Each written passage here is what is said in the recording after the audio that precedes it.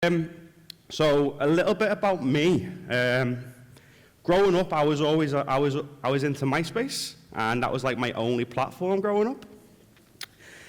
So I was in my nan's one Tuesday night. I used to stay at hers every Tuesday, and she was like, "You got to get on this Facebook, lad. It's amazing." And I was like, "No, I'm going to stay on MySpace, Nan." She's like, "No, really, you've got to get on this Facebook. It's boss." So I was like, "All right, I'll give it a go." So anyway, I jump on Facebook. And then since then, went to university, done a dissertation on the relationships that people have with these social media platforms. Went to do a graduate scheme in London doing social media marketing. I'm now a social media strategist at my Hallam agency, and I've worked with well over 50 brands on their social media activity, the design, strategy, content. These are just a few on the board up here. Okay, cool. That's a little bit about me. Before we get into the nitty-gritty and sort of giving you some actual insights, there's going to be some stuff in this presentation that you already know. There's going to be hopefully a lot of stuff that you don't know. This is just a little reminder that if you already know it, just think you're in a different place now. Social media is fast-moving, super fast-moving. It might have changed, so just think, instead of, "I already know that, what are you telling me that for?" Just think, change your mindset, it isn't that interesting. Another thing is any light bulb moments that go off, make sure you make a note of it as well. You're much more likely to follow up on these actions if you have them written down. And another thing what I want you to do, I'm going to give you is 10, 20 seconds, just think what you actually want to get from this session with me being up here. Write it down, make a note of it. If you haven't got that from the end, we'll have time for questions and we can follow up on it. So I'll give you 10 seconds, scribble down what you want to learn from this.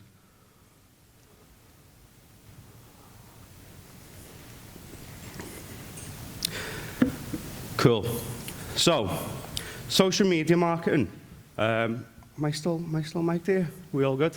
Right. What I want everyone to do is stand up if you logged into any social media platform before the event today. Stand up. Stand up. Okay. Now have a look around. That's probably about 95% of the room, if not. I mean, I can see like one person still sitting down. Do you not have any social media? Yeah, fair enough. Yeah, probably not the best place to be logging into if you're in the car driving. But yeah, look around. All these people have been on social media. Now, stay standing up if you remember the first advertisement that hit you on social media today. If you don't remember it, sit yourself down. Now look around the room. 100% of the people are sitting down. So what we can get from this is that social media has so much noise. We know everyone's on it, but to stand out on social, it's very hard, especially when you're advertising a business or a company that could potentially be top of the funnel that no one's ever heard of before. So hopefully, what I tell you today is how you can stand out. Like I said, there's a lot of social channels. Everyone usually has the favorite, but how many social media channels do you think are in the world today? Shout out, anyone? 1,000. Anyone else? No? No one? No one? Okay, cool. So ultimately, no one knows how many social media channels there are. There's new social media channels being added every day. There's old social media channels being taken down every day. With my sort of limited research on this topic, I estimate there's well over 500. But what we're seeing now is even platforms that are not historically social media sites are changing to do it. If you look at TripAdvisor, for example, over the last 12 months, they've turned their website into a social media platform where you can go on and you can share your photos of your holiday, make comments, make updates. Even my local gym has an app that you download, and it's a social media channel. It's a conversation. You can post sort of workout meals. You can post a picture when you started the gym. 3 months later, you post a picture of you looking all great. Unfortunately, that bit didn't work for me, but it worked for a lot of other people. So before we go on, what we need to do is define your persona, and this will allow you to understand where your audience is hanging out online. Just because Instagram's your favorite platform doesn't mean it's your audience's favorite platform, and that's the space that you want to be spending most time. So in this little section, we'll cover these things. Who is your target audience? Which social media channels are they using? And how will you target these users on these platforms? So 83% of UK adults have a presence on social media. You know, we know it's massive. It's only going to get bigger as well. But there is a division of who's on what channel. I was having a conversation last night about Instagram and Facebook, and you know, Facebook now is the parents of the people on Instagram. When those Instagrammers start to have kids of their own, there's going to be a new social media channel that they want to be on because Instagram won't be cool anymore. So yeah, what you've got to ask yourself is not what's your favorite platform, but where are your audience hanging out? We need to really dig into our insights. So every social media channel that you have will have some sort of insights or analytics. And I've taken this screen grab because it's not good enough anymore just to look at it and be like, okay, I can pull this information. This channel, one of my clients, has 53% of male followers. So looking at that from a follower point of view, I'm going to be thinking, okay, so maybe I need to make some more content which is going to be more specific to the females or whatever, or maybe just run with the male one. But then when you start digging deeper into it and you look at who's being reached, only 35% of men have been reached. So although they've got a bigger following of males, they're not reaching that within their content. So it's really important to like almost make friends with your insights and analytics and really spend some time deriving data for what your persona looks like on these social. And they're going to be different across different social media channels as well. What I'm going to do, I'm going to run over the big four to sort of give you a bit of insight into who is on these channels and why they're there. And hopefully, you've got in your mind anyway who your target audience is. This will give you a bit of insight into where they'll be spending time online. So Facebook has 2.3 billion monthly users, by far the biggest social media channel in the world today. The age is quite spread out, predominantly between 25 and 54, although the 65 plus is the biggest growing market on Facebook at the moment. People go onto Facebook for the relationships that they have with people. They also go onto Facebook to search for events. So if you're ever doing any event marketing or if you've got a show coming up, Facebook's certainly a good place that you want to be spending a little bit of time. The only downside to Facebook is that the organic posts have very limited reach. They're pretty much just trying to get you to spend your money, which is cool.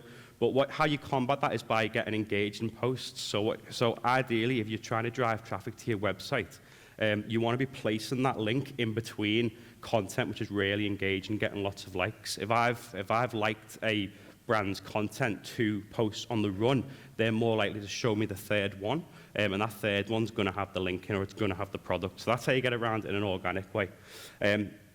Also, you can target job titles on Facebook. A lot of my clients don't know this. It's not as strong as LinkedIn targeting, but it's certainly a place to be for the B2B market if you're doing paid media as well. Because you can get pretty specific with who you target. Twitter, not as big, but 321 million monthly users is still certainly huge. A little bit of a younger demographic, 18 to 29. Now, people use Twitter for all different reasons, to follow their favorite sports team, to follow news channels, trends as well is massive. So if you want to see what's trending at the moment, jump onto Twitter. That can change the way you post. If you see something's trending which is relatable to your sector, like jump on the bandwagon, and having conversations as well. So if you find that people are talking about your business, not your business specifically, but about the sector that your business is in, jump into that conversation and start talking to them from your brand account.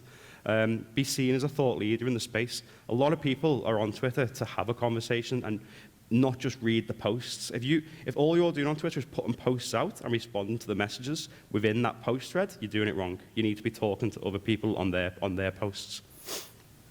Obviously, the limitation is the character count, but I've never found it as a downside. It just means that you use more punchy messages, and you can, if you do paid media as well, you can target your competitors' followers. So it's a nice little sneaky way of sort of getting into those conversations. If they've followed, let's say they follow Nike and you're Adidas, I'd be targeting everyone who's following Nike to try and pull them over as well. LinkedIn, 250 monthly million users. We all know LinkedIn is a professional social media channel. So B2B is really heavily here. But we are seeing a lot more B2C come into this space as well. Usually ages 30 to 49. Limited interactions on LinkedIn. Obviously, it's less personable. But the targeting options for LinkedIn are crazy, like much better than any of the other ones. So if you are doing paid media on LinkedIn, you can target business sizes, business sectors, membership groups, job titles. If you're not aware of the capabilities that LinkedIn has on targeting, you certainly need to check them out. Like no matter what company you're in or what sector you're in, you can create campaigns to target people that you want to do business with. Instagram, 1 billion monthly users. This is probably more for a younger demographic, 18 to 29 at the moment. People go on here to see what their friends are up to, relationships, conversations. It's very image heavy, so any content on Instagram, you need to focus around a quality image or a quality video, something that looks beautiful. I always say, if you wouldn't print that picture off and hang it on your wall in your office, don't put it on Instagram. And you can split test with Facebook. It's in the same ads manager platform. So if you set up an Instagram and Facebook campaign at once, and you can see which one, you can literally battle them out against each other within the same platform. Okay, so hopefully that gives you a little bit of an indication of who's on what channel and what they're doing there, and how you can reach them. But each channel has different paid targeting options. For example, top one is Facebook. Facebook, you can target people with upcoming birthdays. So if you're running in the event sector, that's a real good one to use. The current jobs is LinkedIn. So people with a job in a specific company. Let's say you're a logistics company and you want to work with a supermarket supplier in the UK. You can target people within all those supermarkets, and you can choose, okay, I want to target the head of logistics within these supermarkets. And the bottom one's Twitter. So this allows you to target people at events. Like an event today, I'm guessing that a lot of you guys will be following Digimarcon on Twitter. I can set up a Twitter ad campaign and target everyone who's following Digimarcon and based in London at the moment, and that'll come through to your phones. So you figured out what platform you want to be on. You figured out sort of those target options. You need to know them before you start creating the creatives and the copy, because that's going to resonate with the audience that you decide to. But how can split testing benefit that campaign, basically? Fundamentally, you need to create a campaign over one goal. It never works if you've got a campaign with too many things going on. Like a lot of my clients have come to me and they've given me a video. They want video views with doing brand awareness. They want the video to be seen and they want people to remember the video. And then halfway through the campaign, they go, we haven't really seen too many Facebook likes from this campaign. I'm like, okay, but you asked for a video view campaign. A page like campaign is something totally different. So I'd still gotten the page likes, but I had to move the budget from the video campaign to be able to do that. So just be very clear on what you're trying to achieve with the campaign, what's the end goal, and work backwards from that. So before you start it, the ideation process, target market, super important for your ideas. So this is where you're thinking about what copy and creatives you're going to use within the ad now. You need to understand who's going to be looking at it, what social media channels to use, and what the primary aim of the campaign is. With a knowledge of these three things, then go into the ideation process. Don't start creating, oh, this will be cool if we do this on Twitter, or this will be cool if we do this on Facebook, without these three things first. Otherwise, it's going to be a waste of meeting. Get creative people who work with you to join that meeting and give them this information at the start. And also, what have your audience been talking about? So, understanding your target audience's pains is super important, because what you're going to do then is provide them with what they've been looking for. They're then going to be like, okay, this brand knows what I'm looking for. Let me see what else to do, and maybe I can gain some more information. Let me jump onto the website. Let me see, if they've got anything else that I might be interested in. But how we can use this to benefit us, specifically within, this is more B2B. Can I just see a show of hands? Who works B2B in here? Okay, and B2C, okay, so it's probably like a 70-30 split. But even if you're B2C, you might still want to form relationships with suppliers, with distributors, things like that as well. What I've done here is for a packaging company, and we know that people in any sectors really want to know what's happening. They want to stay ahead of the game. One of the things for packaging is it's changing so quickly with all these environmental campaigns going on at the moment and a big interest in it. The future of packaging is in question, and not really many people know in that sector where it's going to be in 12 months' time. So we created a PDF document about the future of packaging. I then targeted people within the packaging communities on LinkedIn and Facebook, whether that be by job title, maybe they're in a packaging membership, like a group where they talk about it, or specific companies as well who this client wanted to work with. In order for them, have I got a little sticky? Oh, I have, yeah, that's cool. In order for them to download this on LinkedIn or Facebook, they have to give out some information. The information tends to be in line with the client's MQL, so first name, company name, job title, packaging spend, that kind of thing. What I do then with it is I use a program called Zapier. So this isn't taking your client to a website, this is keeping them in the platform. They're going to be more, they like the platform they're on if they've never been exposed to your brand before. Providing information on a website that you've never been to is going to be a tougher ask. With this, it auto-populates a lot of the stuff. They fill it in. Ultimately, they want the free PDF, and you want their data. So it's a win-win for both people. But you'll have in this as well. Like, would you like to speak to a packaging specialist about your needs or whatever? They tick that, brilliant. I pop it into a third-party platform called Zapier, and that gets all that lead gen data gets sent straight through to their sales team email addresses within about 15 minutes of receiving that lead. And then I'll work with their sales team to see what platform's done best. So this one was ran on Facebook and Facebook and LinkedIn. I might see, oh, the Facebook, it's really cheap. It will be cheaper, by the way, than LinkedIn. I might be getting more leads on it, but they're telling me the LinkedIn is a better quality of leads, so I know to push the budget into there. So again, that's a little bit of data that you can get from just having conversations with the sales team as well and making that sort of split process. When I ran this one, I think it was within, I don't know, like 10 days, 11 days or something. We managed to get up to 100 leads. And they were £3.46 per lead as well.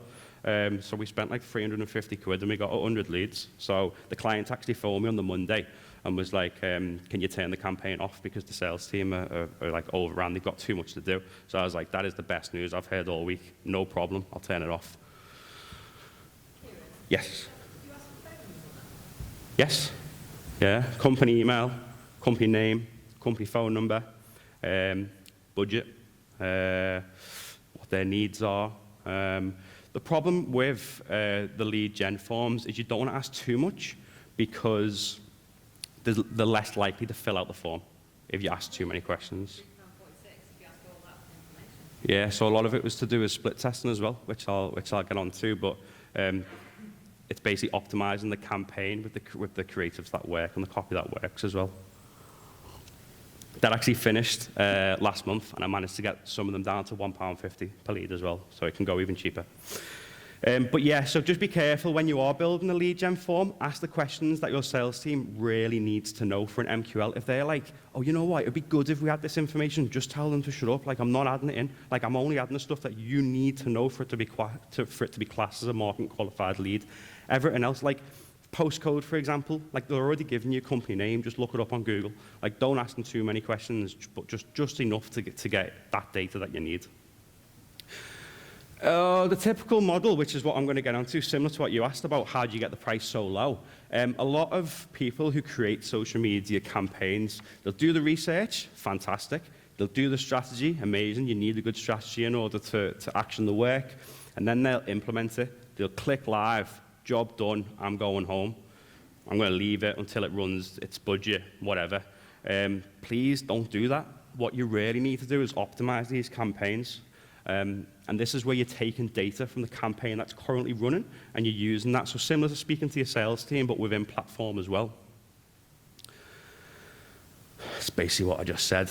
But to get the greatest results, to maximize it, you're going to do a bit of split testing. I'm going to talk a little bit about split testing now. So what can you split test? Let me start off with what is a split test first. So it's pretty much creating two adverts on social media or 2 posts that you're going to promote with exactly the same budget, targeted preferably at exactly the same people, but you're going to change one thing. And whatever that thing is, you're then going to know at the end of a 2-3 week period which has worked the best. So these are a few things you can. So creative, so any visuals, any copy, things like that. Your audiences, so you might want to have the same advert running to 2 different audiences. A very good one that I use is LinkedIn job titles versus membership groups. CTAs, so any calls to action, whether it be sort of learn more opposed to visit the website and see which one's getting the most traffic. The ad type and your ad placement as well, so where you're actually putting the ads. So you've got both of the ads, and you basically want to let them run against each other. You might have more, but you don't really want to confuse yourself too much. Fundamentally, what you want to see from this is this. So this is one of my campaigns. I've even got my initials there, so you know I'm not blagging you. This is month 1. Well, actually, it's month 2, but I didn't start on this in month 1, so I've literally just took it from when I started. Link click, 25 pence in month 1. I might have been split testing the images at this point. Okay, now I know that image is better than that image. Month 2, 24 pence per link click because I'm pushing that image out. Now I'm split testing the copy. Which copy is working best? Month 3, 23 pence a link click because I know this image works, I know this copy works. Let's test the audiences now. Let's see what audiences work best. Month 4, month 5, 20 pence per link click because I know the audience, I know the copy, and I know the creatives, I know what they want to see. So now it's rolling.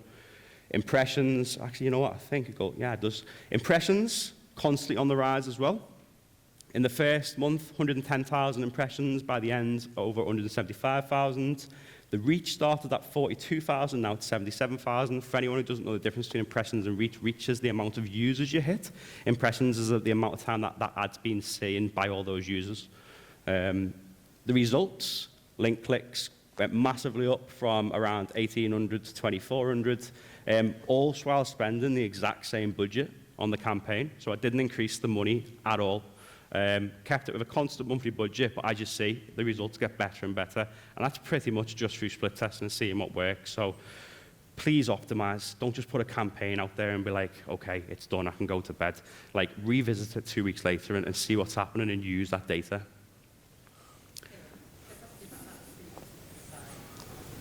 So how did you do it? Did you, that's the ad set, is it? Oh, wait there, I think you got the box. Oh, thank you. Thanks very much. That's the ad set, is it? Link clicks 2, 3, 4, 5.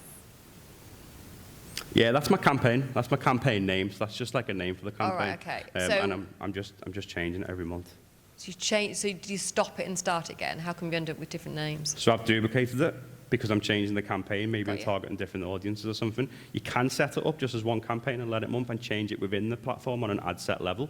It's probably preference, whichever one you want to do. For this client, because it's only a small budget, it made sense to just keep the budget separate every month. If you start spreading it out over a 3-month campaign, you might spend £550 in the first month, £450 the second. I wanted to make sure that the campaign spend for this client was exact every month. Thank you. It's not going to happen overnight. Let the campaigns run a little bit before you start to make these decisions. You can't just jump in the next day and be like, oh, this is the winner, because the more data you get, the longer the campaign's running for, the more data you get, the more knowledge behind that decision from changing it. Usually, I'd say probably about like 2 to 3 weeks maybe before you start optimizing, depending on the length of the campaign. I would never run a social media campaign for over 3 months anyway, because then I'd revisit the creatives, the visual, the messaging, because people just get bored of it. This is going to appear on Facebook quite a bit. Initial learning complete. That's not your learning, that's theirs. Ignore it. You learn from a 2-week period, I'd suggest, but you can try it out. Don't do it all at once. Don't start split testing the copy, the images, the audiences, the ad platforms in the same week, because you're not going to know what that decisive factor which made that one better. If you've got two different images, two different copies at two different audiences, yeah, okay, you might know which one's a better ad, but you're not going to know why. You're not going to know because I use this image or because I use that audience. So keep these separate, and maybe every 2, every 3 weeks, swap them over. So have a good plan. What am I going to do first? Then I'm going to do this second, then I'm going to do it third. So it does take time, but by the end, you're going to have a really powerful one. And turn your ads off early. So, you know what, let me jump back into this. I'm going to mention about budget and how to use budget best as well. If you've got $3,000 to spend over 3 months, don't think, okay, I'm going to spend $1,000, $1,000, $1,000. I did to that client because I had to, but if I've got a 3-month campaign budget, what I'm going to do is I'm going to spend a little bit of money on the learning phase. I'm probably going to slow down the budget in the second month when I know what's working. And when I've got a very clear indication of an ad that works for me, I'm going to push the majority of the budget into that ad and really go heavy. Turn your ads off early. So a lot of people look at me funny when I say this, and they're like, why are you turning your ads off early? If you've got a 3-month campaign and you've got, let's say, for argument's sake, £3,000, and you've got 1 week left in the campaign, and you've still got £1,000 to spend, Facebook, LinkedIn, Twitter, they're going to take that £1,000 off you. They don't care. They're going to spend it because they want the money. So by turning the ad off early, or by having a longer lead date, you have more control over that final week's budget to really give it some longevity to the campaign as well. So almost what I'm trying to get at is treat your budget as if it was your own money, and you're trying to get the most from it by saying to LinkedIn, okay, I'm going to let you spend this over 500 quid in this week. It's not going to get you the greatest results. Tell them you're going to do it for 2 weeks, but then turn it off after the week 1. And then you might spend a little less, but they're not going to ramp up the bid price. When you've got a winner, so month 3, great, I've done all my split tests and this ad works, I love it. I'm going to keep it running all year. Don't. People are going to get bored. Within that audience, they're going to see it more and more often. The platforms are going to know that you haven't put any changes into it. So it won't be a winner forever. So definitely every quarter, revisit the campaign strategy, revisit who your audience is, what you want to talk about it. Things change so quickly on social as well. There might be a new platform out where you want to start spending time. So yeah, make sure you sort of revisit the creatives. So I'm going to talk a little bit about how I track movement and change in campaigns and how I've done it in the past. This is a campaign, it was a video one. And what I've done, I used the same copy. I think I created a long video, and then I created 3 small social snippets from that video as well. Maybe, I don't know, less than 15 seconds long, vertical and horizontal. I know people before were talking about the expense of it, but if you plan for it beforehand and you know how much it's going to cost, it's not necessarily a negative thing. This ran across different platforms as well. So we knew that, I know I've got all the creatives.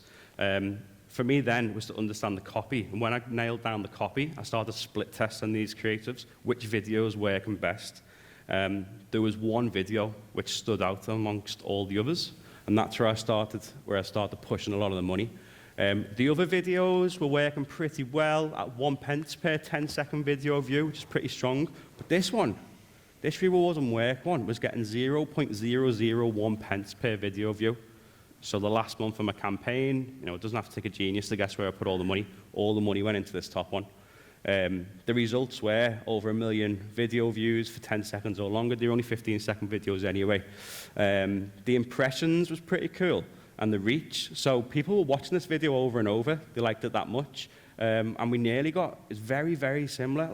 There wasn't that many people who were exposed to it who didn't actually watch it for 10 seconds or longer. The other one's not as good, but that's fine, because you only need one clear winner. Okay, any questions? I'll cover some questions at the end, but we've got 10 minutes to go. So yeah, we'll have time for questions. So using social media for product development. So how can you use the data that's online to make business decisions, to make decisions about your products, things like that? So listening to your customers is key. Seems like KLM are doing it very well. They're understanding where the customers are hanging out online, and they're jumping into those platforms. But how can you do it? How can you understand what your customers want from you? On social, you can create competitions, you can create polls, you can jump into conversations, you can understand the trends which are happening, you can do competitor research. All these things form like a customer listening strategy, if you like. And if you manage to get through all 5 of them, you're going to have a clear indication of what your customers are looking for next. Then you've got to go and tell them what they're looking for and provide the answers, basically. A lot of people get stuck because they're like, oh, well, our customers are asking us for this, so we should do this. Over 90% of your customers who mention your brand name online don't follow your account. They mightn't even be tagging your name. They might just be writing it out without any tags or without any hashtags, so you're not going to get notified of it, but they're still speaking about you. Tracking mentions is a great way to get over this. This is Hootsuite, but any sort of social media management system has, well, any good one has this anyway. And you basically just start putting in what you want to know. So this is just an example, like I want to hear from birthday cake, but put your brand name in, put your sector name in, any sort of keywords which you think could add to your customer listening strategy, pop them in. It's also a good way to join conversations as well. You can see conversations that are happening. They might be slagging off your brand online, and you can jump in and sort of fix the issue as well. That's another thing. Trends. So what's trending right now? Unfortunately, summer's nearly over, but hey-ho. Brexit's big the other day with the debate. If you can sort of latch onto that in any sort of way. I usually say steer clear of politics on brand accounts, but if you want to be a bit cheeky with it, why not? Veganism is big. Environmental issues are big. Upcycle materials and waste, they're big at the moment.